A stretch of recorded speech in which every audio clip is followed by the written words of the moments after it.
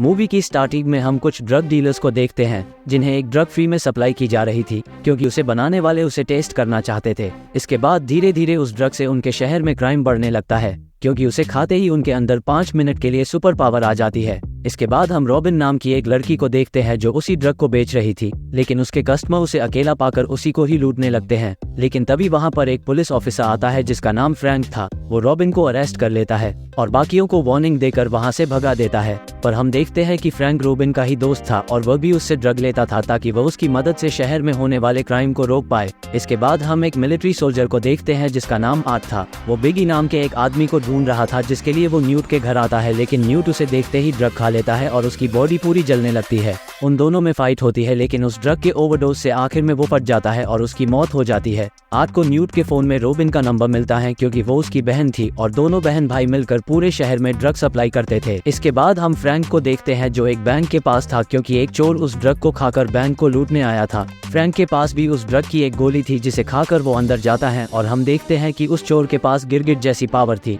वो किसी भी चीज के पास आकर उसके जैसा बन जाता था। फ्रैंक उसका पीछा करता है लेकिन वो बहुत तेज भाग रहा था। जब वो चोर पैसों से भरा बैग खोलता है तो उसके अंदर से पेंट निकलता है जिससे अब उसका छिपना मुश्किल था। फ्रैंक उसे पकड़ लेता है लेकिन वो तुरंत ही फ्रैंक को गोली मार देता है, लेकिन वो गोली उसके सिर के अंदर नहीं जाती और फ्रैंक उसे गिरफ्तार कर लेता है। लेकिन जब उसके सीनियर को पता चलता है कि उसने उस ड्रग को लिया था तो वो उसे तुरंत ही सस्पेंड कर देता है क्योंकि ऐसा करना गैरकानूनी था। पर फ्रैंक उसे कहता है कि ऐसे हम कभी भी उन्हें नहीं पकड़ पाएंगे क्योंकि बिना सुपर पावर के उन्हें हराना इम्पॉसिबल था। वो सीनियर को कहता है कि हमें इस केस पर मिलकर काम करना होगा, लेकिन वो कुछ ज्यादा ही ईमानदार था, इसीलिए वो उसे अकेले काम करने को कहता है। वो उसे एक आदमी की फोटो देता है और उसे बताता है कि इन सब के पीछे इसी का हाथ है और ये कोई और नहीं बल्कि वो मिलिट्री सोल्जर था जो उन सप्लायर्स के पीछे पड़ा था। इसके बाद हम आर्ट को देखते हैं जिसने रॉबिन को न्यूट के फोन से मैसेज करके मिलने को बुलाया था और जैसे ही वो उसे अकेला देखता है उसे किडनैप कर लेता है। वो रॉबिन से बिगी नाम के आदमी के बारे में पूछता है, लेकिन रॉबिन को इतने डिटेल में सब कुछ पता नहीं था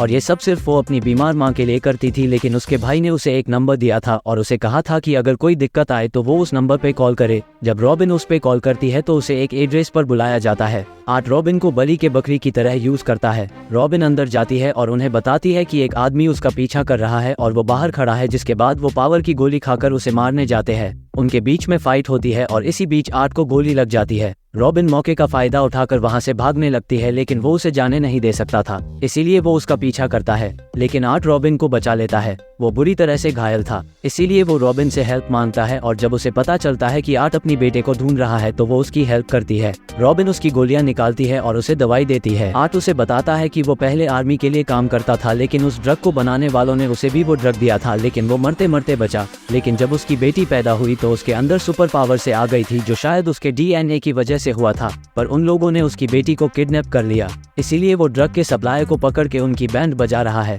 वो रॉबिन से पूछता है कि तुम ये काम क्यों कर रही हो, तुम तो एक छोटी बच्ची हो। जिस पर रॉबिन उसे बताती है कि उसकी माँ बीमार है जिसके इलाज के लिए उसे बहुत सारे पैसे चाहिए, इसीलिए ये सब करना उसकी मजबूरी है। इसके बाद हम फ्रैंक को देखते हैं जो गोली लेने के लिए रॉबिन के घर आता है, लेकिन कुछ लोग उसके घर में पूछताछ कर रहे थे, लेकिन फ्रैंक बहुत चालाकी से उन्हें घर से बाहर भगा देता है। फ्रैंक उनका पीछा करता है और एक होटल के पास आता है। वहाँ पर रॉबिन भी थी क्योंकि उस जगह पर उस ड्रग की बहुत बड़ी डील होने वाली थी। आज जब अंदर आता है तो उसे बिगी मिलता है जिसे वो इतने समय से ढूंढ रहा था। बिगी उन्हें ड्रग का नमूना दिखाने के लिए एक लड़की को उस ड्रग की गोली देता है, जिसे खाने के बाद उसकी बॉडी में बर्फ की पावर आती है, वो भी इतना ज्यादा कि उस लड़की को हीटर में रखना पड़ता है। वो अपने कस्टमर्स को बताता है कि उसके पास जितने भी ड्रग्स है उसके अंदर अलग अलग एनिमल्स की पावर्स है। लेकिन इसी बीच आर्ट उसे पकड़ लेता है और उसे अपनी बेटी के बारे में पूछता है, लेकिन उनके बीच में फायरिंग शुरू हो जाती है जिसमें मौके का फायदा उठाकर उनके डीलर्स ड्रग्स को लेकर भाग जाते हैं। और जिस लड़की पर एक्सपेरिमेंट हुआ था उसके टेम्परेचर को कंट्रोल करने के लिए कोई नहीं था,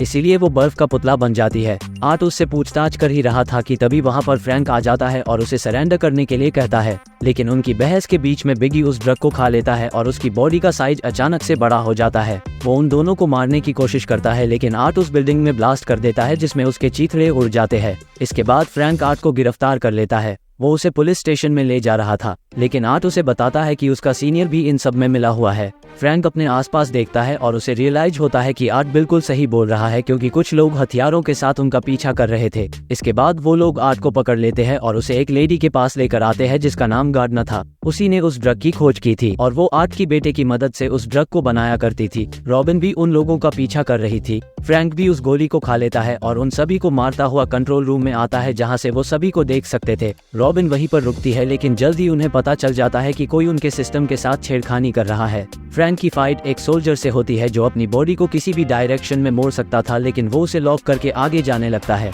एक ताकतवर सोल्जर रॉबिन की तरफ जा रहा था, लेकिन पकड़े जाने से पहले वो वहां से फरार हो चुकी थी। इसके बाद गार्डनर आर्ट को मारने का ऑर्डर देती है, लेकिन उसे बचाने के लिए फ्रैंक वहां पर आ जाता है और वो दोनों उसकी बेटी ट्रेसी को ढूंढने लगते हैं। दूसरी तरफ रॉबिन ट्रेसी के पास आती है और उसे अपने साथ चलने को कहती है। वो सभी शिप के बाहर आते हैं और आर्ट अपनी बेटी को देखता है और उसे देखते ही उसके गले लग जाता है, लेकिन उन्हें एक और म्यूटेंट रोक लेता है जिसकी बॉडी से नुकीली हड्डियां निकलती थी। आर्ट उन्हें आगे बढ़ने को कहता है और उससे अकेले फाइट करता है और आखिर में उसे मार देता है। वो सभी रेस्क्यू बोर्ड में आ जाते हैं, लेकिन वो नोटिस करते हैं कि रॉबिन उनके साथ नहीं थी, क्योंकि उन लोगों ने रास्ते में रॉबिन को पकड़ लिया था। आर्ट रॉबिन को अकेले नहीं छोड़ने वाला था, क्योंकि वो भी अब उसकी बेटी जैसी थी। वो उनके सामने आता है और गार्डनर से उसे छोड़ने की रिक्वेस्ट करता है, लेकिन वो सौदा करने के मूड में नहीं थी। जिसके बाद आर्ट अपने मुंह में रखी ड्रग की गोली को खा लेता है, जिसके बाद उसके अंदर साउंड को कंट्रोल करने की पावर आ जाती है और उसकी बॉडी से इतनी ज्यादा साउंड एनर्जी निकलती है कि उसके आसपास की सभी चीजें जलकर राख हो जाती है और रॉबिन को छोड़कर वहां पर खड़े सभी लोग मारे जाते हैं।